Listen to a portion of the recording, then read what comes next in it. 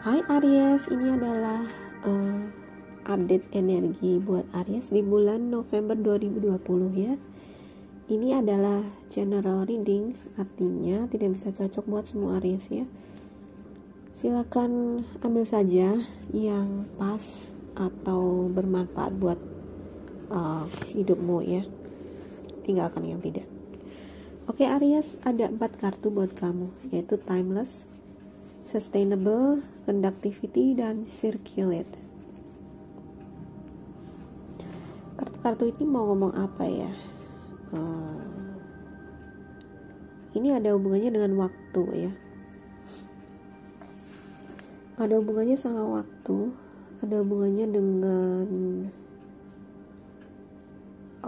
luka atau trauma di masa lalu ya, yang mungkin perlu disembuhkan, perlu diikhlaskan, seperti itu ya.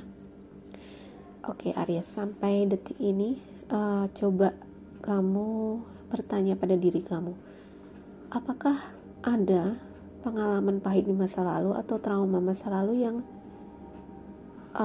itu menghambat kehidupan kamu, atau bahkan mungkin kamu tidak menyadarinya ya. Kalau kamu tahu apa itu, sebaiknya kamu let go, sebaiknya kamu lepaskan dan maafkan. Karena ini akan sangat berpengaruh dengan kehidupan kamu saat ini. Kadang-kadang kita tidak menyadari bahwa apa yang membuat hidup kita saat ini stuck adalah apa yang telah kita lakukan atau apa yang telah terjadi di dalam hidup kita di masa lalu ya.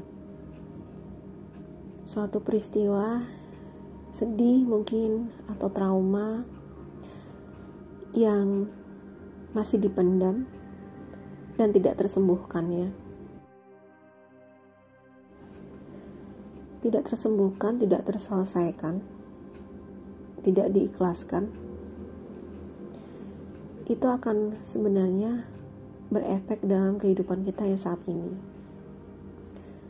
Biasanya salah satunya adalah tentang hubungan ya. Tentang hubungan yang mungkin beberapa Aries merasa kesulitan dengan hubungan ya. Hubungan ini dengan siapapun sih, bukan hanya dengan lawan jenis ya, atau hubungan romantis, tapi juga hubungan dengan orang lain ya, relasi gitu. Kadang-kadang trauma kita di masa lalu itu membayangi kita untuk kita membuat kita takut gitu. Takut buat istilahnya belum kamu udah membuat blocking dulu gitu. Kamu takut untuk disakiti ya kan, karena pengalaman sakit di masa lalu membuat kamu takut untuk disakiti lagi. Akhirnya yang terjadi kita malah mungkin kamu malah membuat barrier ya, membuat barrier atau membuat penghalang untuk diri kamu sendiri.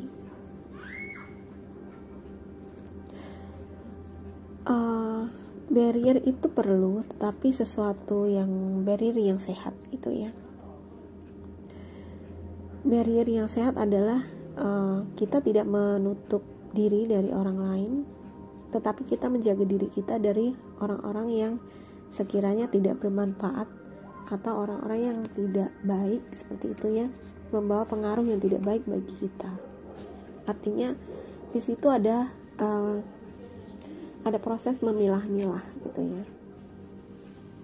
Ada proses kamu memilah-milah mana, ini orang yang baik, ini bisa, kalau saya bergaul dengan dia saya jadi orang baik, atau ini adalah orang-orang yang perlu saya hindari ya.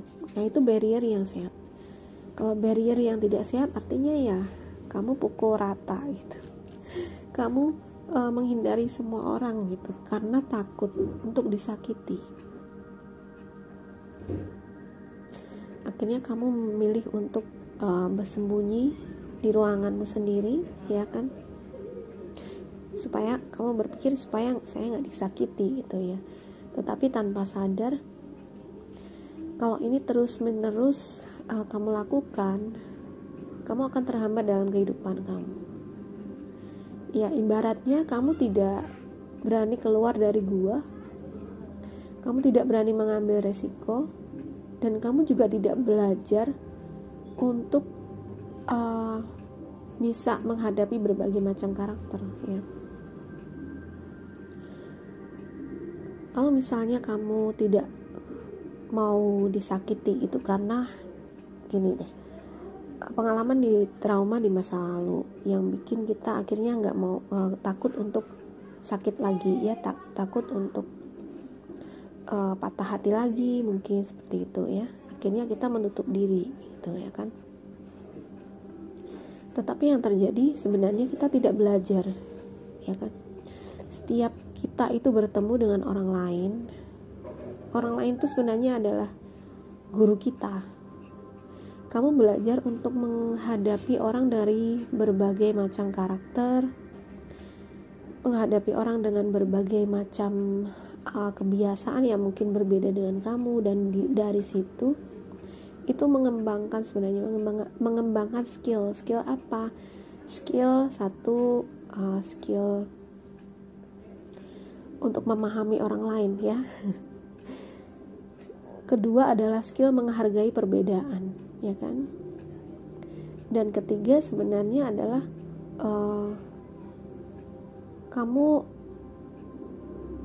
kalau kamu banyak bergaul, maksudnya tidak menutup pergaulan, maka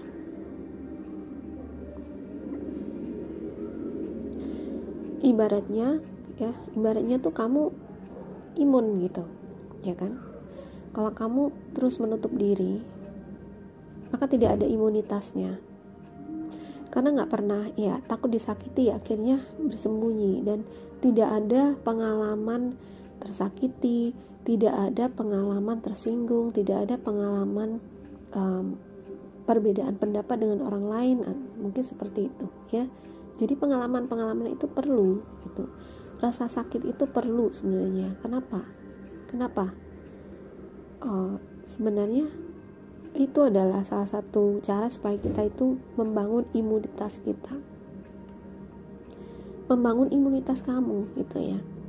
Kalau kamu nggak pernah bersentuhan dengan orang dengan berbagai karakternya, tidak mau berhadapan dengan bahwa orang punya karakter sendiri-sendiri, dan kamu harus pintar-pintar menghadapi semua orang itu, dan kamu tidak mau disakiti oleh orang lain, terus-terusan mungkin merasa butuh terlindungi, dan sekalinya orang menyakiti kamu akan jatuh sekali, gitu, akan sakit sekali, gitu, dan akan lebih semakin menutup diri, ya kan. Disitulah kenapa disebut tidak imun. Kamu nggak imun karena kamu nggak pelatihan, kamu tidak berlatih, otot-otot spiritualmu tidak terlatih untuk menghadapi berbagai macam karakter di luar sana, dan menghadapi berbagai macam tantangan hubungan. Kamu sudah membarrier diri kamu sendiri. Oke, bisa dimengerti nggak sih? Jadi ya, memang ya, trauma masa lalu itu sesuatu yang harus disembuhkan, ya. Harus ada penyelesaian atau pelepasannya, gitu. Selama tidak disembuhkan dan di forgive, ya, dimaafkan, maka itu menjadi hantu masa lalu buat kita, yang itu bisa mengganjal kehidupan kita sekarang, yang membuat stuck. Jadi di sini adalah tentang mengakui dan mengetahui apa trauma masa lalu kamu, dan berusaha untuk mencari solusi penyembuhannya.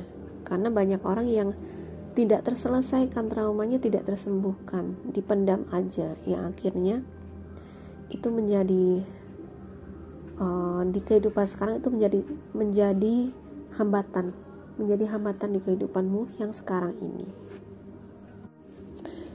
Bagaimana kamu bisa terbebas dari trauma itu, ya? Satu, yang jelas kamu mesti terima. Sekali lagi, ya, energi November adalah tentang menerima. menerima, melepaskan. Intinya adalah hal-hal yang tidak bermanfaat untuk perkembangan kita ke depan, tidak bermanfaat untuk kesuksesan kita ke depan, mesti di let go, mesti dilepaskan. Termasuk di sini adalah trauma yang terjadi di masa lalu, ya. Jadikan itu pelajaran, petik pelajarannya dan maafkan.